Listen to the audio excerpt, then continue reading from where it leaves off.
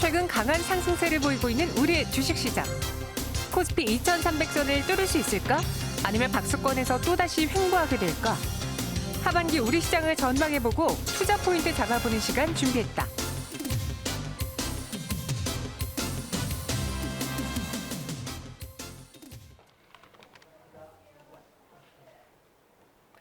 네, 현재 시간 오후 2시 3분 지나고 있습니다. 앞서 달릴까 말까에서 오늘의 이벤트 당첨자 저희가 선정해 드렸는데요.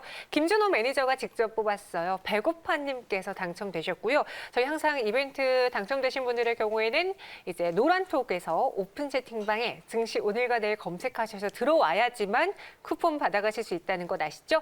자세한 사항은 또 저희가 채팅방을 통해 올려드릴 테니까요. 참고해 주시고요. 현재 시장 상황 또 잘 갈 수 있는지 이야기 들어보도록 할게요. 메리증권 이권희 차장과 함께하겠습니다. 어서 오세요. 네, 안녕하세요. 네, 안녕하세요. 오늘 시장이 모두 양시장 모두 연중 최고점을 경신했거든요. 지수가 상승세를 보여주고 있는 가장 큰 이유에 대해서 뭐라고 보시나요? 뭐 여러 가지가 있겠지만 일단 네. 뭐 가장 미국 시장이 일단은 뭐 가장 상승세를 보여주고 있는 모습이고요. 뭐 미국 시장의 주도주를 이끌고 있는 대부분의 이제 기업들이 우리나라 기업들과 연관이 되어 있다는 부분도 뭐 체크해 보시면 될 것 같고, 그래서 그런지 우리 국내 기업들 2분기 실적 생각보다 가이던스 대비 뭐 애널들의 예측들보다 훨씬 더 잘 나왔습니다.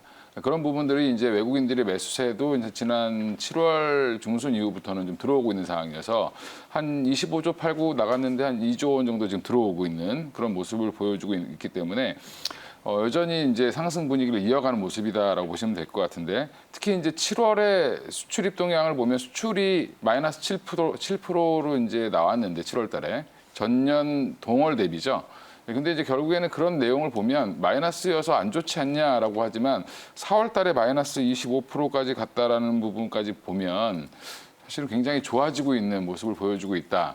그래서 지금 결국 회복세를 이어가고 있는데 그 와중에 이제 대미 수출이라든지 대유럽 수출 이런 것들이 증가되면서 결국엔 지금 호조를 보이고 있는 상황이고, 특히 이제 중국과의 교류도 활발해지면서 우리나라 기업들 입장에서는 되게 좋은 모습을 가져갈 수 있기 때문에 이런 부분들이 좀 같이 이제 주식시장에 반영되는 모습이다라고 보시면 될 것 같습니다. 네, 증시대금 자금이 50조라고 해요. 최근에 이제 부동산 시장에서도 규제가 많다 보니 큰 손들이 부동산 말고 주식 시장으로 들어오자. 아파트를 팔고 그 큰 돈으로 지금 주식에 대기 자금으로 몰려오고 있다고 하는데, 그런 요인 외에도 투자자분들이 지금 주식 시장을 두드리고 있는 이유가 있을까요? 네, 저는 개인적으로는 부동산 하시던 분이 주식시장으로 오셨다고는 별로 안 믿고요. 아, 그래요? 예, 네. 그런 일부 이제 대규모 자산가들이 포트폴리오 차원에서 건물을 많이 매도하셨는데 네. 그런 부분들이 일부 이제 자금이 들어왔다. 갭 투자하시던 분들이 주식시장으로 오시는 분은 제가 못 봤습니다, 사실은. 예, 근데 이제 그런 거보다는 지금 이제 저금리가 초저금리죠. 네. 주말에 뉴스 나온 거 보면 지금 예금 금리가 0%대까지 떨어졌습니다. 그럼 0.8%대까지 떨어졌다는 부분인데, 결국에는 예적금 금리가 떨어졌다는 부분은 결국엔 돈을 은행에 넣고 있어도 손해를 볼 수밖에 없다라는 그런 개인들의 생각들이 이제 더 증가할 걸로 예상이 되고요. 그리고 지금 결국에 지금 개인들의 그런 수급들이 계속 대기 자금이 50조가 더 있다라고 얘기하는데, 사실은 이제 이거 증권사에 들어와 있는 돈만 얘기를 하는 거고, 사실은 은행권까지 합치면 거의 한 140조 가까이가 있다는 얘기가 있습니다. 그러면 결국에 이런 돈들이 언제든지 유입될 수 있다라고 생각을 하시면 될 것 같고, 지금 은행에 예금을 넣는 것보다 차라리 은행주를 사서 배당을 받는 게 더 많이 벌 수 있다라는 그런 부분에서는 증시의 자금 유입 관련돼서는 더 있을 수 있다라고 볼 수 있습니다. 그리고 또 다른 이유는 결국 이번 코로나 국면에서 개인들이 수익률을 좀 잘 거뒀어요. 네. 예, 동학개미 운동이 성공했다 이런 얘기를 하는데, 전 동학개미 운동이란 말도 별로 안 좋아하긴 하지만 네. 사실은 개인들이 주식 투자에 대해서 눈을 뜬 계기가 됐다는 부분도 괜찮을 것 같고요. 그리고 기관들이나 외국인들이 아직까지 팔았던 주식의 비중을 다시 늘리지 못하고 있는 상황이기 때문에 맞아요. 그 비중을 더 늘린다라고 하면 수급적으로도 나쁠 건 없다라는 부분에서 외국인과 기관이 더 매수를 해줄 수 있는 여력이 있기 때문에 그런 부분을 감안한다라고 하면 지금의 주식시장의 상승은 계속 호조를 이어가지 않겠나, 당분간은 그렇게 보고 있습니다. 저금리 기조를 또 큰 이유로 꼽아주셨고, 이번에 들어왔던 이제 신규 투자자들, 진입자들의 경우에는 공매도가 없는 시장이어서 생각보다 변수가 좀 적었어라고 말씀하신 분도 많더라고요. 근데 이제 원래는 예정된 게 9월까지였잖아요. 여기서 더 연기될 수도 있다, 연장될 수도 있다라는 얘기가 있는데 공매도에 대한 걱정은 안 해도 괜찮을지 신용잔고도 마침 늘어나서요. 예. 일단 근데 신용 부분을 먼저 말씀을 드리면 신용 잔고가 14조까지 늘어나고 뭐 네. 일부 대형 증권사 같은 경우 신용을 더 이상 못 주겠다. 네. 뭐 이렇게 얘기하고 있는데 저도 이제 증권사에 있지만 사실 신용 이자가 굉장히 비쌉니다. 예, 비쌈에도 몇 불구하고 퍼센트 정도예요? 보통 뭐 5에서 한 8% 가까이 되니까 네. 기간에 따라 좀 다르긴 하지만 그런 비싼 이자를 내면서까지도 신용을 한다라는 거는 주식시장에 대해서 긍정적이다라고 보시면 될 거고 투자자들이. 근데 저는 이제 개인적으로는 신용을 하시는 분들이 뭐 이게 레버리지를 엄청 일으켜서라기보다는 이제 뭐 신용 때문에 문제가 많았었죠 한동안. 그래서 오히려 학습이 되어 있기 때문에 신용하시는 분들 다 보면 네. 현금을 갖고 있습니다. 어. 예.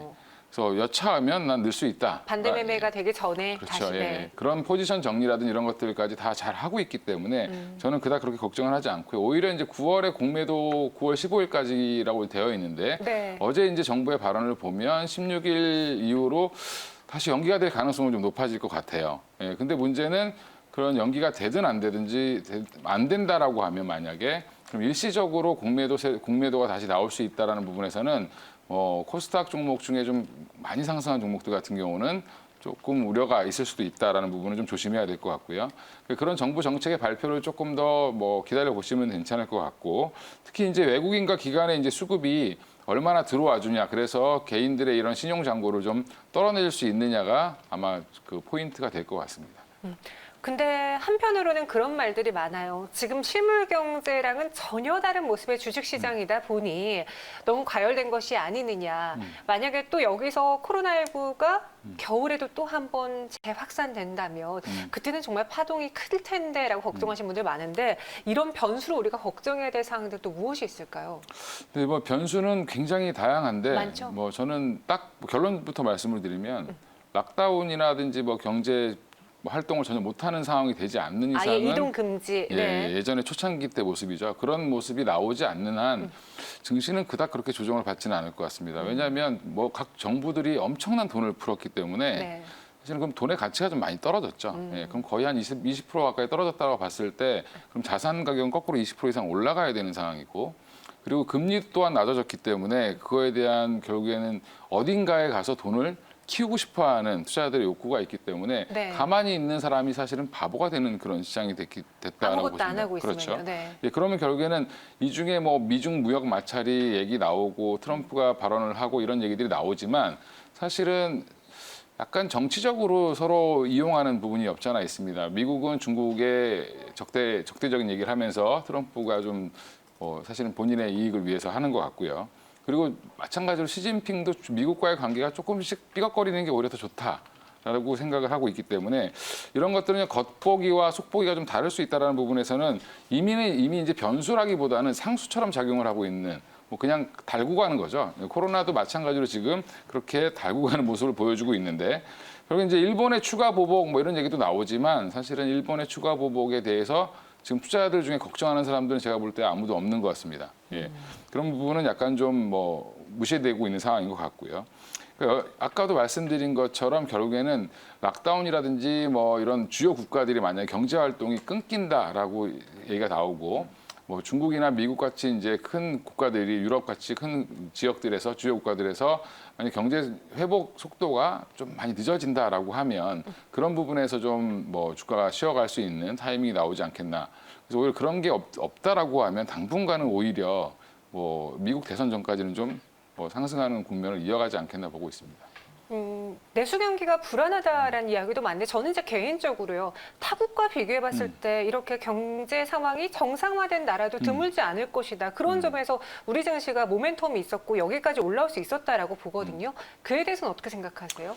내수 경기는 코로나 네. 전에도 굉장히 안 좋다는 얘기는 계속했고요. 네. 제가 증권회사 와서 한 번도 내수 경기가 좋다는 얘기를 들어본 적은 없었습니다. 예, 근데 네. 결국에는 지금 보면 저도 이제 다녀보면 사람들이 굉장히 많죠. 제가 여기 오기 전에도 커피숍에 잠깐 들렸었는데 굉장히 사람이 많습니다. 네. 근데 결국에는 내수 경기라는 거는 어느 쪽으로 쏠림, 그다음에 특히 이제 코로나 때문에 피해본 업종들이 좀 있다라고 보시면 될 것 같고요.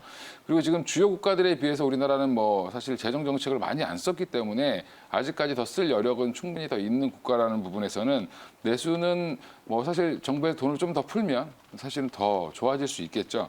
그런 부분들은 어차피 저희가 정할 수 있는 건 아니고 뭐 국회와 뭐 이런 정부가 정해야 되는 입장인 거고. 결국에 이제 우리 투자자들 입장에서는 7월 그 숫자에 좀 뭐 숫자를 보시면서 판단을 하실 텐데 결국엔 7월 수출 동향을 보시는 게 가장 중요할 것 같습니다. 결국에 이제 수출입 동향을 보면 굉장히 양호해지고 있는 모습을 보여주고 있고요.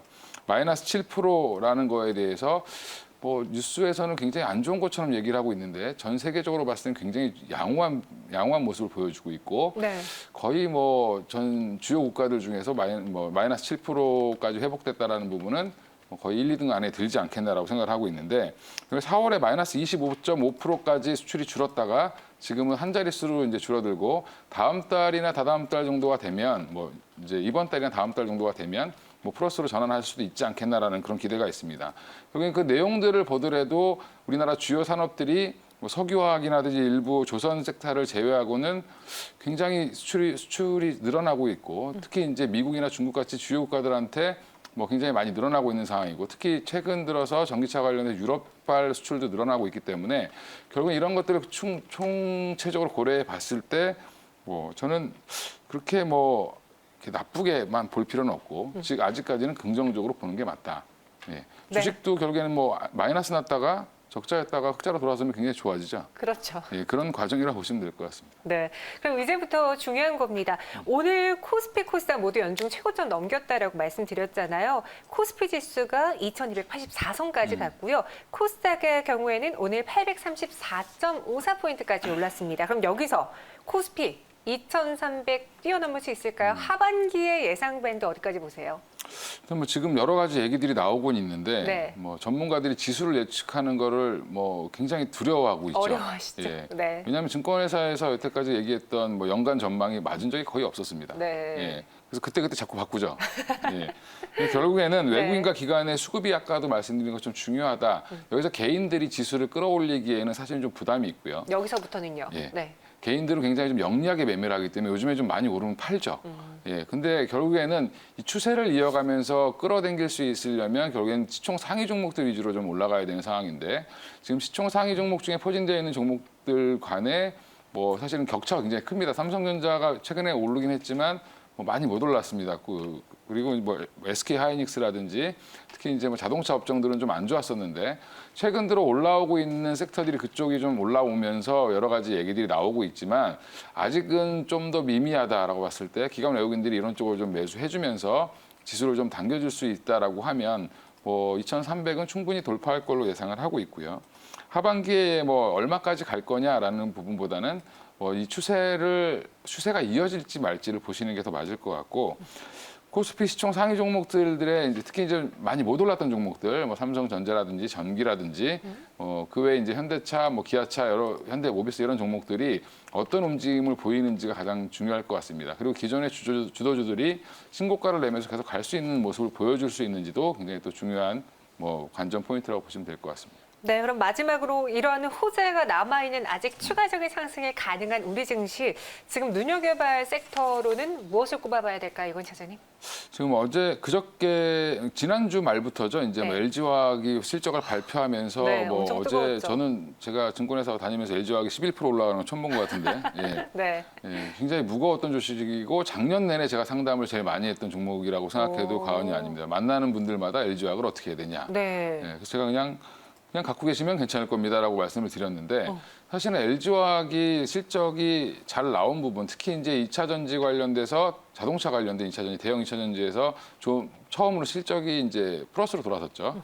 그러면서 이제 삼성 SDI라든지 이런 종목들에 대한 기대감이 여전히 커지고 있고 뭐 수주 받은 게 300조가 넘는다라는 얘기도 나오고 있는 상황이기 때문에 그런 종목들이 이미 좀 많이 올랐습니다. 특히 이제 뭐 관련된 양극재 관련된 뭐 종목이라든지 음극재 중에서도 흑연 관련된 종목도 굉장히 많이 올랐는데 최근 들어서 이제 좀 강한 모습을 보여주는 게 뭐 첨가제 관련된 얘기들이 많이 나오고 있죠. 그래서 음극재의 성능을 높여주는 뭐 좋아진 양극재를 뒷받침해줄 수 있는 음극재가 필요하다라는 얘기가 나오면서 관련 첨가제 관련 기업들 요즘에 좀 주목을 하고 있는데 관련해서 뭐 이제 여러 종목들이 나오지만 조금 중소형주 중에서는 뭐 대주전자 재료, 뭐 그다음에 삼성과 협업을 하고 있는 한솔케미칼, 뭐 나노신소재, 뭐 첨보 이런 회사들이 지금 주목을 받고 있으니까 그런 종목들도 지금은 좀 많이 올랐지만 단기적으로 조정받을 시에 충분히 매수해봐도 좋은 종목이라고 생각하고 있습니다. 2차 전지주 전기차 업종 주목하자라고 했는데요. 종목이 더 궁금하신 분들은 저희가 마침 또 이 다음 테마가요 시간에 2차 전지 관련 종목들 꼽아볼 테니까요. 끝까지 채널 고정해 주시기 바랄게요.